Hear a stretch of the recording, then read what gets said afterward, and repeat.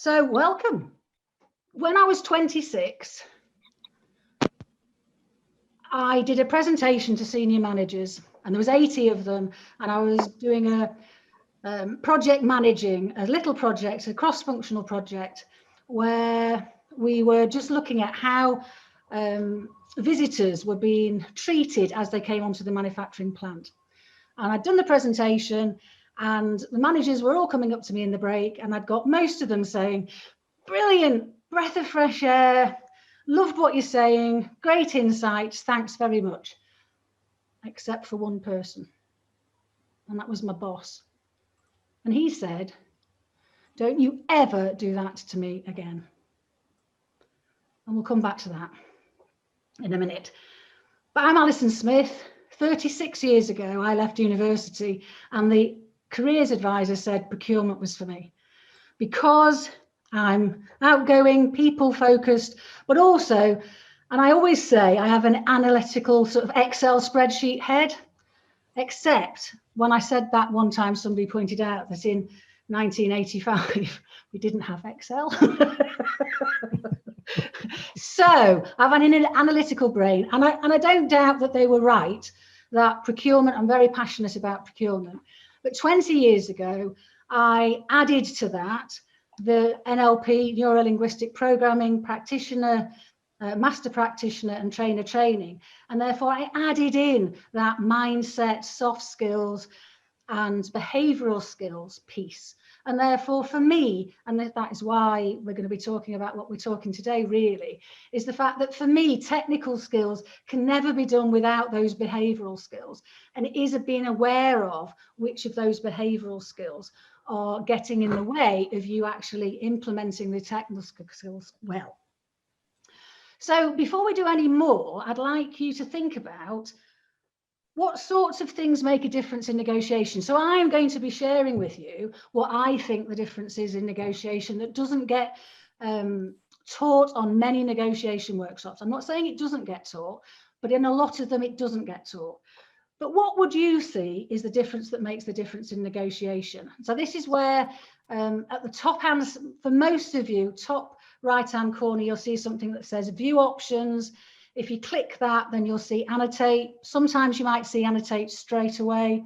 So view options, annotate and text. And just share with me, what do you think, what would you see included in this list of things you need to be doing in order to have a successful negotiation? Once you've written your words in text, you need to click on it and come away from it, and then it'll actually appear here on the slide. There we go. So Scott, not unsurprisingly, says we have to have gravitas because that's what he trains.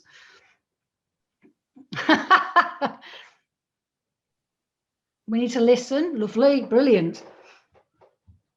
Absolutely. So we need to be listening to what the other party's saying. Yeah, we need to be willing to walk away. Trust, Ashley said in chat that we need to trust. So yeah, if you're struggling with view options and annotate, then certainly feel free to, yeah, there you go. Yeah, best alternative to an agreement, a negotiated agreement, quietly determined. What else might we have? Be prepared, humility. Yeah, so we've got lovely. What else might we think to see there? I think in the notes that I wrote, I suggested things like rehearsing might be there, pre-work. Oh, there we go. In our heads, Rajesh, it's that absolutely being prepared, doing the work, doing the analysis. But there's getting the data, doing the work. Yeah, absolutely. Planning, having that negotiation plan. Understanding the supplier's points of view, definitely. Understanding the individuals involved, both within your team, yours, etc. Lovely. Researching your supplier. Absolutely. So there's lots of things that, and in some respects, a lot of this is covered, is it not, on negotiation workshops. But what I did as part of my master practitioner for NLP back in 2001, about then, we had to do a project, and it had to be about modeling. So it was about understanding the difference that makes the difference between doing something successfully and not doing it so well. And so it was about uncovering the behavioral elements of what you were doing. So it was about in what order do you do something. And what I discovered when I asked about the difference that makes the difference in negotiation was that the majority of people said it was the level of confidence you felt before you went in the door. It's that whole, and yes, of course, some of these other things about having clear objectives is going to help with the confidence. Having a plan is going to, but it was about confidence. It was about literally hand on door handle. Before you turn it, how confident do you feel? How confident do you feel? And I'm not quite convinced that a lot of us ask ourselves that question. And yet that was what people were saying had made the difference. And so what I'd like us to do, like you to do, and again, for those of you not able to annotate, then please put it in chat. Although annotation is, oh, in fact, if you put it in chat just to Jennifer, then that will actually make it more anonymous if you'd rather, because I'm just about to ask you, where do you normally put yourself in terms of confident in negotiations? So what I'm wanting you to do is to say, never confident in a negotiation, i.e. you have to do something about your confidence. Always confident, never have to do anything because it's there with you. And then, yeah, and so what you need to do is you need to go into view options, annotate, but then stamp, and then that will mean that it's anonymized. Because I think, Joe, what we've got there is, yeah, I think Jennifer, there you go. Brilliant, there you go. So if it's stamp, so we've got one that's always saying nearer the always confident, and then a bit further down. Any more else? Okay, brilliant. So we've got some stars coming in below 50%, above 50%, with one of you always confident. And what this is demonstrating is the fact that we're all in different places. But what I'm hoping today will enable you to do is to think about and bring into your conscious awareness how confident you are, hopefully a day or so before that negotiation, so that you can do something about it. But there always are things that you can do before, even if you're just about to walk into the room. I'd suggest you do need to turn around again. But nevertheless, there are things that you can do really quickly that enable you to get that confidence back. But it is about being aware of it rather than going in. So what we're now going to do is we've got a poll. So there you go. So this is if I've done it correctly, this is a multiple choice poll. So which of these do you currently take? So not what you're going to do as a result of... Lovely. So it's just turn up and it is what it is. So you don't take any action. You will notice the lack of confidence. I just turn up. Yeah, you will take action if you notice you're not confident. You have a prescription and therefore you're much more able to go, oh yeah, I need to do that. I need to drink water or whatever. So we've got a few people now starting to say that we've got it actually already on a pre-negotiation checklist, which I'm loving. Loving. So we've got, we've got quite, so we have got some that just turn up. I mean, I appreciate that this is, because it's multiple choice. So we've got 13 of you will still turn up, but you could therefore also be doing some of the others in terms of taking action and or have a prescription. And then we've got 33% of you who already have pre-negotiation confidence on your pre-negotiation checklist. That's brilliant. And I think before we go on to look at what gives you confidence, is to think about, why do we want confidence? And perhaps put in chat, what's confidence going to give you? So I think we'll turn the poll off, but what can you put in chat? What is confidence going to give us? I was reading How Confidence Works book. I will send out an email. So you'll just get one email from me as a result of you turning up at this workshop. And it will have notes that we've discussed, links to other things that I might have written or video blogs I've done, and a link to some of the books that I think might be helpful. And then after that, if you want to keep in touch, then sign up for the newsletter. So a more successful outcome, confidence gives you credibility. Absolutely. There's an element of, yeah, it undermines our ability, clarity, credibility, backing. Gorgeous.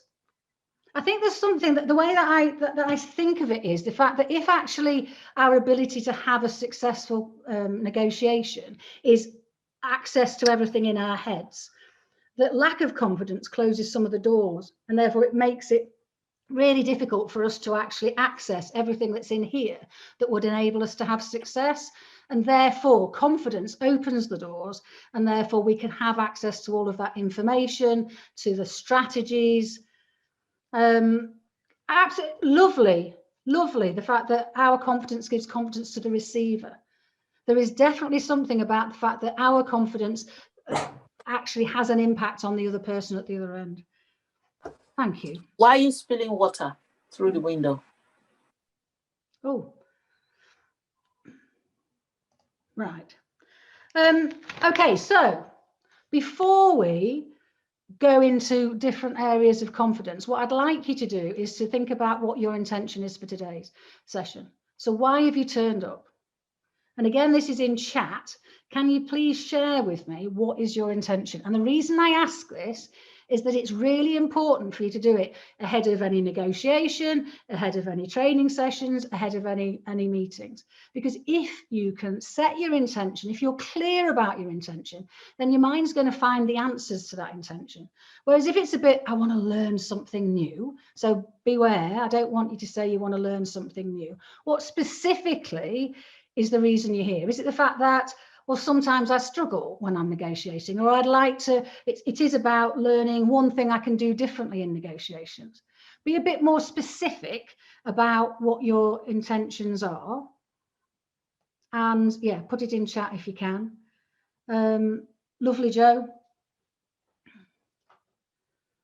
Because the thing is, confidence actually affects everything we're doing. So although I've come at it from a negotiation point of view, it's going to be useful in everything you do.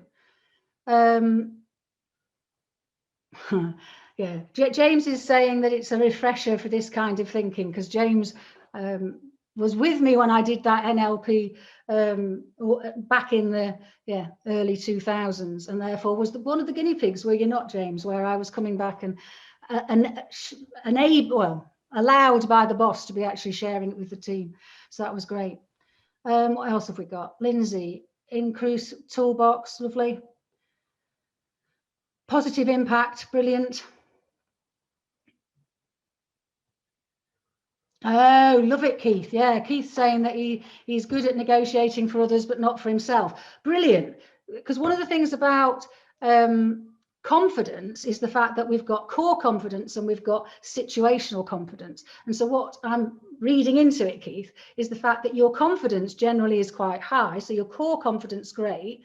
But in certain situations where you're having to sell yourself, and I'll join you on that, I'm not great. So I'm going to stick with James Power selling me, or Richard Dunn asking all of his team to come along to the session. So I'm with you in terms of that actually are there certain situations where our negotiation disappears. Cool. Okay, so you've identified your objectives, but what I'd like you to do now is to, and we're going to show you a slide, is to think about, and I know I didn't get to everybody's, but I will have a look at them later, is what mindset do you need to be? And the reason I'm asking this is that it's just as important for negotiations, is what mindset do you need to be in order to achieve that objective? And perhaps more importantly, are you in that mindset? And quite often just saying, I need to be curious, for example, is enough to actually, you've brought it into conscious awareness, you've said it, and therefore it's much more likely. So I think somebody earlier said about listening. So there's an element of, well, I want to listen more. Great. Because the chances are, so I'm going to use the word curious, that if you've written the word curious down, if you've brought curious into your mindset, then it's as if, okay, it's here, it's nudging you. So that actually during that meeting, if you stop listening, if you stop being curious, if you close your mind down and you said you want to be open-minded, it's much more likely that you will then, all right, regroup and come back to being curious, regroup and come back to listening. If you know that you need to listen, but you've not set it as an intention, but you know you're not great at it, it's really easy for it to just go below the radar screen and to never be there again for the whole of that session. Whereas if you've got written it down, curious, we need to be curious, then it's going to be there acting as that jogging your memory. Okay, so let's get on to confidence. I've got a long list, but it's pointless me giving you a long list of things that you already know. For me, I believe that the most important thing is for you to have brought it into your conscious awareness. But what I'd like to do is, what supports and hinders your confidence? Now, if those of you that are just doing chat, if you could actually help Jennifer by telling her whether you're talking about hinders or supports. For those of you that are able to do view options, annotate, brilliant. So now, let's just think generally rather than just in negotiation at the moment. What hinders or supports your confidence? What do you know already you either do that pulls the rug from under you or somebody else might do? And what can you do that supports your confidence? It's all right, because Jennifer will lovely move you about. Look. I'm loving having somebody supporting me. So let's have a look. We've got what hinders it. Imposter syndrome.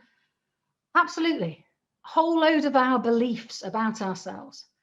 And actually, if we know, and I think that's what I'm trying to say in this whole session, if the only thing that you take away is that, you know what, I know this undermines my confidence, therefore understand what the strategy is for actually getting that, reducing that so that it actually doesn't affect your confidence so much. External factors, definitely. How many of us schedule meetings and then, schedule a negotiation and then have back-to-back other meetings and go from one meeting to the next? And we might have had a really horrible meeting and be in the completely wrong mindset, and yet we do nothing, even if we could say, I need to go and get a coffee. We sometimes need to actually ask for what time or space in order to get into that mindset, because otherwise we just run from one meeting to the next without thinking, am I in the right mindset? What mindset do I need to be? Has imposter syndrome come up, too high? Let's have a look. Lack of expertise in a specific product area. Absolutely. We can have confidence in our ability or lack of confidence about the product, or even the lack of confidence in the strategy is even going to deliver the results. Surprises. So there's quite a lot that you can do about coping with surprises. One of the things on the list that I'm going to mention later is the fact that we just need to get used to having surprises. So, which one was this one? This one. So how confidence works mentions overcoming challenges. And so the thing there is that you need to lean into challenges, not avoid them, because the more you lean in, the better you will get at being able to cope with surprises. So one of the things I'll mention in the email I send out is I did a 28-day challenge. I'd love to do it with a team. A 28-day challenge of doing something different every day. And that absolutely helps with that, I suppose, reducing that things are being a surprise, because you're constantly doing things that are different, and therefore the ability to cope with surprises will reduce if you were to do something different every day for 28 days. It's not doing it for 3 days and then going, I've got the insight. I had to push through, and I'll send you a link to a blog of the 28 things I did differently. I just didn't realise I said no to so much. And therefore, I've started to say yes to more things. Right, let's have a look what else we've got. Being out-experted. Oh, wow. Would somebody like to say what they mean by that? You don't have to if you don't want to. Is this where somebody actually comes back with information that means that they know more than you do? Again, it's about having strategies, isn't it? About how do you not allow that to knock your confidence? And I'm not going to be dealing with it today, but there are lots of techniques that you can use that keep you centered, that keep you rooted, that you can do just like that. I don't know if any of you are watching the Olympics. I'm sure some of you will be at the moment. And there's lots of things that those sports men and women do that enable them to access in that moment something that actually gets them their confidence, gets them back into the zone. I was talking to a personal trainer this morning about boxers and the fact that they're there trying to be out-expert each other. It's like they're, can't remember what the guy's name was, but anyway, there's one guy that's really Irish guy, can't remember his name anyway, it's not relevant, who's a boxer who just absolutely tries to out-expert his opposition.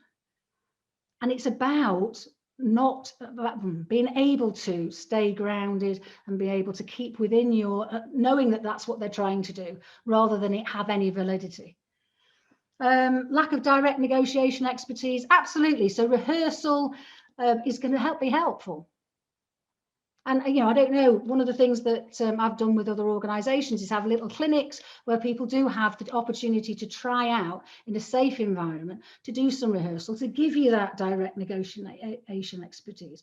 And remember that actually every time you're wanting to ask somebody for something, it is a mini negotiation. So it comes down to words have power. The fact that there are things that that we call it a negotiation and we therefore build it up into something. And yet most of our conversations with stakeholders are mini negotiations. So I'm going for a mini negotiation. May, if you change your languaging around that conversation, a mini negotiation mean you feel more confident in a major negotiation because you realise that you've had those negotiations every day. Or alternatively, you might want to change it and not call it a negotiation at all. Oh, I'm going for a conversation with a stakeholder. I'm not going for a sales pitch with a stakeholder or the supplier. So I think there's something about being aware of, and this is something I pick up quite a bit in coaching sessions, the impact the language you're having is having on your confidence. That it's just the role that you think, you know, that you're playing is having an impact. Right, let's have a look. Lack of preparation, absolutely. I mean, the interesting thing there is the fact that lack of preparation and lack of time could be accurate, the fact that you haven't done any preparation, but sometimes it's your belief about the fact that you haven't done it. So one of the things on the list that I'll send you is about perfection, the fact that actually our aiming for perfection can be unhelpful because actually we then think that the amount of preparation we have to do is this big, and actually really we only needed to do that much. That the 80-20%, have I done the 20% that's going to make the 80% of difference? So there is some cutting of slack there, I think, about perfection, which definitely trips up confidence. I'm only going to be confident if I've got, you know, if I'm 100% perfect, and that is actually going to undermine confidence quite a bit. Okay, so let me just have a look on the other side at the moment. Rehearsal, definitely. Expertise, good prep. Okay, so a lot of those were coming up with the opposite of what we've got on the other side. I think I've covered fear, lovely. So let me just have a look at, here's some I prepared earlier.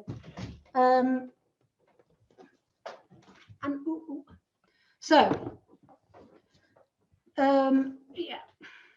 So I've got a list here and I'm just needing to pick up the ones that we haven't already noticed. So be consciously aware. It is core or situation, so you may very well think that you're confident and then find there's something about that situation that upends you. We can have confidence about what you can do And you can also have confidence about whether it even can happen, even if you do your bit. There's something really important about calibrating. So calibrate for yourself. So anything that I say may or may not be relevant to you.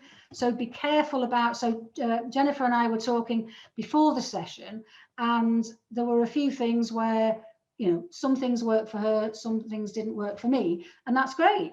But it's about understanding our own triggers for confidence. I've talked about intention, rehearsal and preparation we've talked about. Virtual setup, how many of you are negotiating on virtually at the moment? And in what way does that mean confidence is different? You know, I know that my confidence is greater when I'm presenting to my big screen. If I have to because I've got a monitor here and my laptop over here, if I try and look at just use my small screen, this book, my new favorite book, would suggest that the bigger the screen, the better. The more screens, the better, because it enables you to extend your mind into the screens and therefore is likely to increase your confidence. So really interested, really, I'd love to talk to somebody about if they've noticed their confidence has gone out of the window since they've been doing virtual, to understand the triggers, the characteristics of what is it that's making that harder. Because the other thing is about things like, can you see yourself? So I've turned myself off at the moment. That can drain your energy, so that may or may not. That was what Jennifer and I were talking about earlier. She finds it helpful to see herself. I know that drains my energy, so I turn it off. So, you know, my camera might be looking at the sky and I wouldn't know at the moment. But nevertheless, I'm doing that because I believe that. So there you go. Keith is saying the opposite's true for him. So, okay, so he doesn't have to, I can't see the whole note, but it's easy to do it virtually. Lovely. So it is about noticing in what situations confidence is not there, when it is there, in what way does using virtual backgrounds or having a messy background. You know, one of the reasons that I've got a color-coded bookcase, as much as it reflects my logo as well, is the fact that I believe it gives me confidence because it calms me down when I see myself in the screen, but I also think it helps the other person. Physical health, we've not really mentioned that, and I could go on all day, so I won't. But physical health, what are you doing in terms of water, eating? When are you eating in relation to what are you eating? So I know if I've got a full day, well, in the days when we had full days training, then I'd make sure that I ate lots of protein, drinking lots of water. You know, quite often when I'm out of sorts, feeling a little lacking in confidence, my personal trainer's first question will always be, did you drink enough water? So all these things that we underestimate, we don't think about it, it's not on the checklist, so confidence isn't on the checklist. And then we don't have that big list of things of, oh, right, have I eaten? Have I moved my body? This tells you all about the power to access your brain by moving your body. So absolutely go for walking meetings. Move the body when you're stuck. I don't know if anybody's had a walking meeting for a negotiation. Mental health, emotional health, where are you in relation to that? What can you do? I've mentioned roles, about knowing the words you're using for your role. So I know I've done it with category managers, where category managers were feeling less confident because their organisation was using the word expert for category managers, and a few individuals were feeling their confidence knocked because they were being called experts. And as soon as they were trusted partners, suddenly their confidence returned. No different people, no different situation, a different name. Huge. But words have power, and I'm always talking about that. What else have we got? Because I want you to go into a breakout. I think there's something, I don't want you to think that this is about using any of what I'm saying to undermine the other party. I think we always need to be helping them to be confident, because I think we're going to have a better outcome if both parties are confident. Somebody said earlier, I think, about the fact that, you know, their confidence is impacted by their confidence in us, I suppose, if we're confident. Appreciation. Appreciation can have such a huge impact on our ability to go into a negotiation. So when did you last, and I know, James, we will have done this at some point in the distant past, is that, actually sitting before a meeting, before a negotiation, and having a conversation about what do you admire in other people? I love your listening. I love your questions. When did you last do that before a negotiation? Because how cool is that going to be? Because that you're going to feel good. James, you were going to say something. 20 years ago. No, it was great. I did have it after I'd left. 2 years later, somebody said, we sat in a meeting and said, what would Alison do? It's like, yay, I love it. Routine. What routine can you do? Jennifer was saying that before one of these sessions, she's got a routine at home. She'll go and get a drink, even if she doesn't need a drink. She'll do this, she'll do that. It's that routine. What can we get into our unconscious so that actually we're already leading it down the path of a confident outcome? Visualization. When did you last have a fabulous negotiation, and can you access it now in order to remember that good feeling? That's sort of what that appreciation from others is. I'm just having a look. I've mentioned perfection. Somebody mentioned fear as well. Overconfidence. In what way is overconfidence actually as bad as underconfidence? Would be my question. And this is where I think sometimes we need feedback from others in terms of, for some people, overconfidence isn't going to have a negative. For others, it might stop them listening, and some of those other things that you said were useful to get a good outcome for a negotiation. Having a prescription. I'm not going to cover that. I will see what I can do in the emails I send out, and certainly cover it in some video blogs coming up. But what prescription can you have? Can you have written down that says, if I'm feeling like this, I always speak to this person and it works?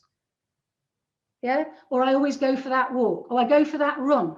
Somebody James and I know used to go for a run to get him into a confident state. What can you do that you know works? It might be having going for a walk with the dog. There's lots more on here, but what I want to do is give you an opportunity to go into a breakout group and to just talk about what I've just said nudged you to do differently. What are you going to do differently as a result of realizing that confidence is that, I think, the missing link? Some of you already had it on your checklist, so that's great. 30% of you had it on the checklist. But if it's not to just put it on your checklist, what prescriptions might you have? What is the one thing that somebody's mentioned where you've gone, oh, you know what? That always does get me confident, and yet I don't do it. Great, bring it into your conscious awareness. So I'm going to send you into breakout groups.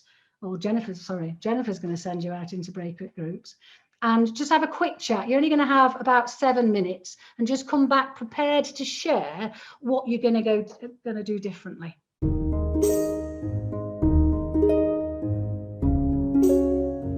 So, well, over to you, Lot, actually.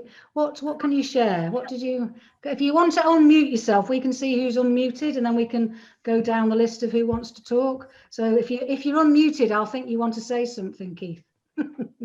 Oh, right. Okay. Sorry. I'll go back on mute then. No, tell me before. No, you can't get out of it that easily. So I was talking with Joe, and I was basically saying that I was the person earlier that said about I do this for a living, but I'm pretty poor in comparison when it comes to negotiating for myself. And now that I'm self-employed, it's become more. It's also professionally important to be able to do that. So we were just kicking about some ideas about why that might be. Why. It's much easier sometimes to negotiate on behalf of another organisation, and how much that's got to do with confidence. As our sort of discussion we were having. Lovely, thank you.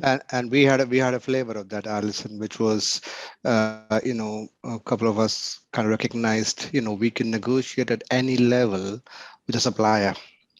But when it comes to our own organization, it's a bit different. Yeah, and personally, I still haven't worked out why. Yeah, and I'm probably thinking it's confidence, and the complexity when you're dealing with your own organization is different than, you're more free to deal with the supplier no matter what levels they are. To add to Nice. what Keith was, Sorry, carry on, David. I'm sorry. To add to what Keith was saying earlier, while I'm not self-employed, I'm actually looking for another job. But besides that, when I'm negotiating for myself, be it a loan or be it to try and buy an automobile or whatever it happens to be, it's a lot different setting when you're sitting down with someone one-on-one in most cases, that you don't have, if you will, the impression that you can give to the other side that, hey, I work for this company, and I've got this financial clout behind me because I can give you a certain amount of business if we can come to an agreement. Whereas when you're dealing one-on-one, unless, and I'll use the example of the automobile, if you've got cash on hand available to throw at them, then the negotiation seems to go a lot smoother because the other side might be more willing to give a bit more than, because otherwise they're trying to push you into financing and they're pushing you into extended warranties and all these extra costs that make money for the dealership, but they certainly don't do much for you. So being able to say, okay, I'm going to walk into this thing, I'm going to know what I want, but what I'm also going to have, and this is a preparation part of it, I'm also going to have comparative pricing on several other models of automobiles that I can use to, to say to them, look, I don't have to buy your specific vehicle. I can go somewhere else. If we can't come to an agreement, I can go to somewhere else. It's not like it's, my company's going to shut down if I don't, or if we don't come to an agreement. I will take that as a challenge to do a demonstration in my podcast, which I haven't given Jennifer the link to, but I'm already up to about 2 weeks ahead, so it'll be a few weeks time, and I'll let you know when it's there. But I'll do a demo because there's something there about the fact that we're perceiving ourselves to be somehow smaller in relation to the other person as a result of where we are. And whilst there's lots of things that you can do logically, most of the techniques and tools, as James knows, are on the unconventional, quite often, side of things, but they do help you increase your perception of self and get bigger in relation to the other person without doing anything else logically, but to just actually, I'm feeling small, I'm seeing them as bigger. Is it about making them smaller, or is it about making you bigger, or is it both?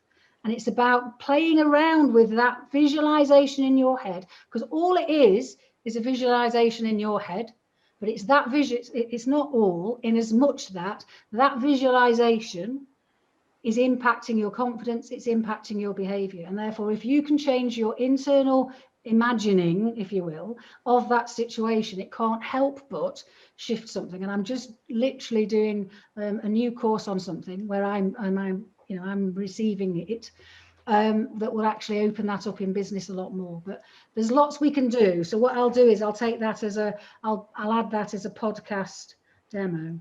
Alison, may I ask a question, please? Yeah. We didn't get time. We didn't get into this in our little group, but I'm really curious. It's kind of building on what you're saying and what David said. How often do people in the group find themselves in negotiations where they strongly feel they can't afford to walk away? They have to get a deal. Because to me, that is at the end of everything else, if we can walk away and we're confident to do that, it protects us. And the reason I'm saying that is I've worked for 40 years. I have negotiated contracts, billion-dollar contracts, $100 million contracts, 5-page, 500 pages. In the last 30 years, I have only ever twice gone into negotiations where ultimately I didn't walk away. I wasn't confident for each time for a specific reason. And it literally cost me millions of dollars personally. They were probably the two most significant negotiations of my life.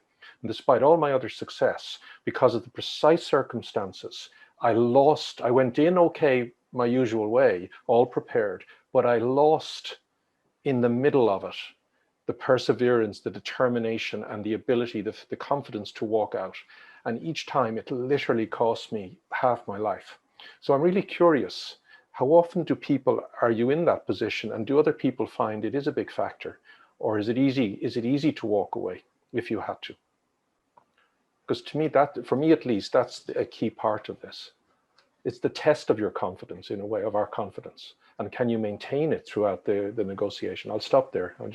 I'd love to hear people's reaction to that. If anybody wants to put it in chat, perhaps, or have anything to say. So I've got Lindsay saying yes. I mean, from a strategy point of view, there's lots that we could do to play around with the opening up the options, because I think there's sometimes we think we've got no options, and yet there is always more options than we think, always. And therefore it's the belief in no options. In fact, bizarrely, I would say a lot of the tools I have are about opening up options when people think they've only got either none or one. Because the tools do it metaphorically, because we wrap ourselves up in knots, logically defending our right to believe there's no options. There are options. It's just they're not options our logical mind wants us to look at. And therefore, that's why I use metaphor quite often. I mean, that's not an answer to your question, but it's that whole, it's a bit like when I left my previous organization to work for myself.